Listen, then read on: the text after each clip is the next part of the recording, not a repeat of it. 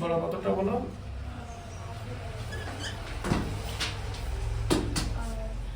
ষোলোটা, তাই তো? আসলাম চাচা কর্মক্ষেত্র থেকে অবসর নেওয়ার সময় 1,00,000 টাকা পেলেন। ওই টাকার কিছুটা ব্যাংকেও বাকিটা পোস্ট অফিসে জমা রাখেন এবং প্রতি বছর সুদ বাবদ মোট 5,400 টাকা পান। ব্যাংকের এবং পোস্ট অফিসের বার্ষিক সরল হার যদি যথাক্রমে 5% ও 6% হয়, তবে তিনি কোথায় কত টাকা জমা রেখেছিলেন হিসেব করে। তাহলে 1,00,000 টাকা টোটাল পেয়েছে, ওই টাকার কিছুটা ব্যাংকে বাকিটা পোস্ট অফিসে জমা রাখেন। প্রতি বছর সুদ বাবদ মোট 5,400 টাকা পান। ব্যাংকের ও পোস্ট অফিসের সুদের হার। আচ্ছা শোনো, প্রথমে এভাবে লিখতে হবে যে ব্যাংক,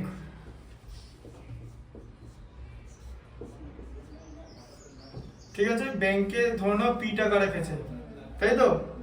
আর এর ভ্যালু কত? ব্যাংকের সুদের হার কত বলেছে? ব্যাংকের সুদের হার 5%। 5%। আচ্ছা, টি এর মান কত? 1। এক বছর বলেছে তো, প্রতি বছর সুদ বাবদ মোট 5,400 টাকা পান, তাই তো? মোট ব্যাংক আর পোস্ট অফিস মিলিয়ে, ঠিক আছে? আচ্ছা, পি আর টি হলো, তাহলে এসআই, এসআই কত হবে?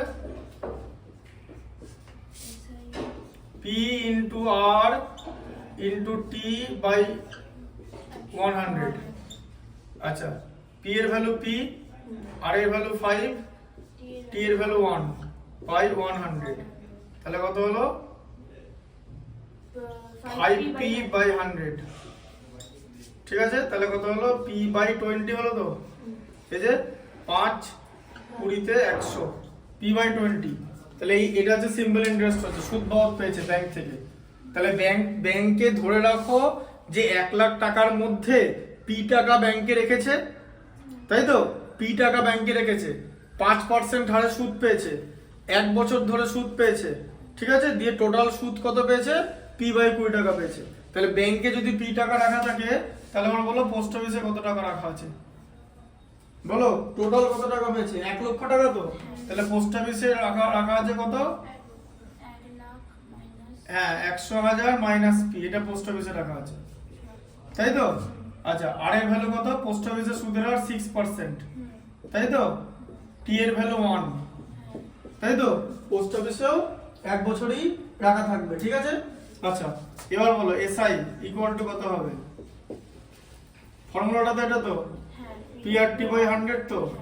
আচ্ছা, পি এর ভ্যালু কত? পি এর ভ্যালু এইটা, বোঝা গেল? এবার বুঝতে পারলে যে কেউ যদি টোটাল ও 1,00,000 টাকা পেয়েছে তো, তার মধ্যে পি টাকা যদি ব্যাংকে রাখে, তাহলে বাকিটা পোস্ট অফিসে রাখবে তো। বাকি কত? 1,00,000 মাইনাস পি, বোঝা গেল?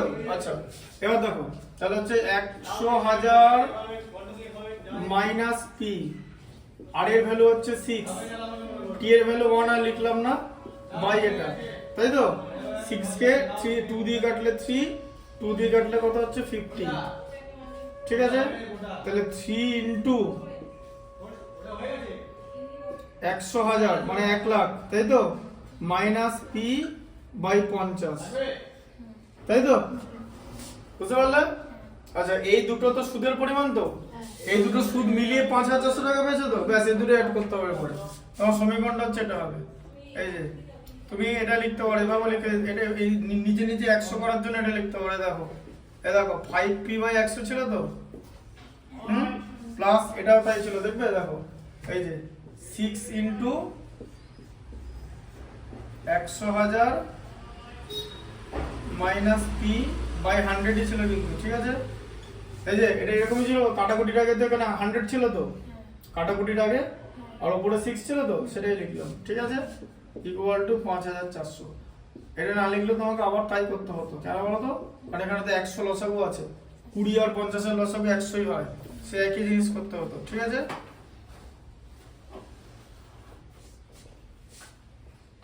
আচ্ছা, তাহলে এখানে 100 5p প্লাস এটা একই থাকবে, 6 ইনটু 1,00,000 মানে কত? 6 লাখ, মানে 600,000, তাই তো? ঠিকঠাক করে শূন্যটা গুণে বসাবে, শূন্যের ভুল হলে কিন্তু ওখানেও কেটে যাবে নম্বর, ঠিক আছে? আচ্ছা, এখানে মাইনাস 6p থাকবে, তাই তো? ইকুয়াল টু এটা 5,400। আচ্ছা, 5p মাইনাস 6p কত হয়? মাইনাস p হবে তো, হ্যাঁ? এই যে 6টা বড় আছে তো, এই দেখো 5p মাইনাস 6p, 6p টা বড় আছে, ঠিক আছে, মাইনাস বলতে 6 থেকে 5 মাইনাস করলে 1, মাইনাস 1p বা মাইনাস p, ঠিক আছে। আচ্ছা, প্লাস 600,000, তাই তো, মানে 600,000, তাই তো। এবার এই 100টা এটার সঙ্গে গুণ হবে তো, এই যে দুটো শূন্য ছিল এখন 4টে শূন্য হয়ে গেল তো, তাই তো। আচ্ছা, এবার দেখো মাইনাস পি ইকুয়াল টু কত হবে, 540,000 মাইনাস 600,000, তাই তো। তাহলে কত হবে, মাইনাস পি ইকুয়াল টু, এই দুটোর মধ্যে কে বড়, এটা বড় তো, মাইনাস বসবে তো, যে 600 থেকে 540 বাদ দিলে কত, 60,000, এই যে হাজারগুলো তো থাকবে, তাই তো। হ্যাঁ, এই যে 600 মাইনাস 540 কত, 60 হয় তো। আচ্ছা, মাইনাস মাইনাস কেটে গেল, পি এর মান হচ্ছে 60,000, ঠিক আছে। তাহলে পি মানে ব্যাংকে 60,000 টাকা রেখেছে, তাই তো। এই যে পি এর ভ্যালু 60,000 বেরোলো তো, বুঝতে পেরেছো। দেখো তাহলে ব্যাংকে রেখেছে হচ্ছে তোমার 60,000 রেখেছে, তাই তো। তাহলে পোস্ট অফিসে কত রেখেছে, বাকিটা রেখেছে 1 লাখ টাকা থেকে 60,000 বাদ দিলে 40,000, তাই তো। মোট তো 1 লাখ টাকা রাখা আছে, তাহলে ব্যাংকে যদি 60,000 টাকা রাখে, তাহলে পোস্ট অফিসে 1 লাখ মাইনাস 60,000 সমান 40,000 টাকা পোস্ট অফিসে রাখা আছে, ঠিক আছে।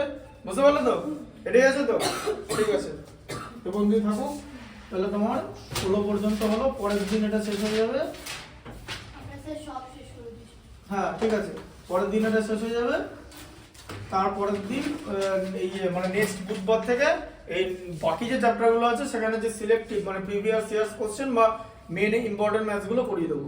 আর তারপর আরেকটা ছোট চ্যাপ্টার হয়ে যাবে না, এই আয়তঘনের মধ্যে চ্যাপ্টার। আয়তঘন কোটা ছোট চ্যাপ্টার না, ছোট চ্যাপ্টার হলে ধরো না ম্যাথসগুলো ডিফিকাল্ট আছে, পেছন থেকে আমরা করাবো, ঠিক আছে, যে ম্যাথসগুলো দেয়। আর যেগুলো করাবো সেগুলো গোল দাগ দিয়ে রাখবে, ঠিক আছে, বুঝতে পারলে। যেগুলো করাবো সেগুলো গোল দাগ দিয়ে রাখবে, বাকিগুলো পরীক্ষার পর করাবো, ঠিক আছে। মোটামুটি ডিফিকাল্ট ম্যাথসগুলো করিয়ে দেবো, ইম্পর্টেন্ট গুলো, ঠিক আছে। হয়ে গেল তো, করা আর চেক পরের দিন করে দেবো, বুঝতে আসছে।